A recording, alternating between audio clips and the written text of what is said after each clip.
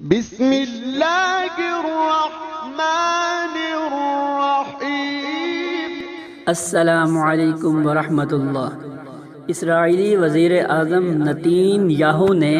تمام تر تاریخی حقائق کو رونتے ہوئے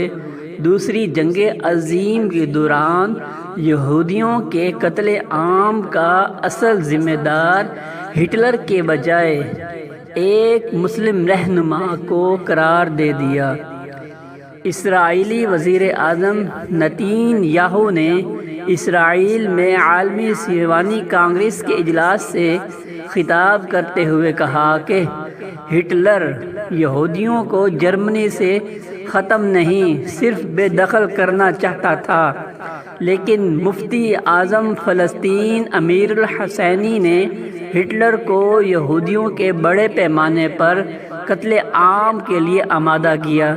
تاکہ جرمنی سے بے دخل ہونے کے بعد یہودی فلسطین میں آباد نہ ہو سکیں۔ فلسطینی اتھارٹی PLO کے سیکرٹری جنرل صاحب ارکات نے نتین یاہو کے بیان پر تبصرہ کرتے ہوئے کہا کہ یہ ایک انتہائی افسوسناک بات ہے کہ اسرائیل کے وزیر اعظم اپنے ہمسایوں کی نفرت میں اس قدر آگے نکل گئے ہیں کہ وہ 60 لاکھ یہودیوں کے قاتل اور تاریخ کے بدنام ترین امر کو بھی اس کے جرائم سے بری کرنے پر تیار ہیں۔ اسرائیلی وزیر اعظم کا یہ بیان ایسے وقت سامنے آیا ہے جب وہ جرمنی کا دورہ کر رہے ہیں،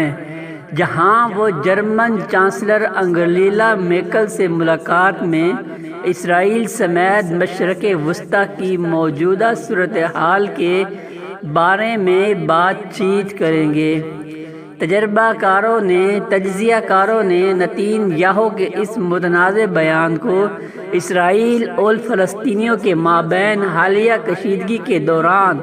دنیا کو فلسطینیوں کے خلاف اکسانے کی کوشش قرار دیا ہے۔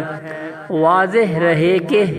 دوسری جنگ عظیم کے دوران جرمنی کے حکمران ایڈولف ہٹلر کے حکم پر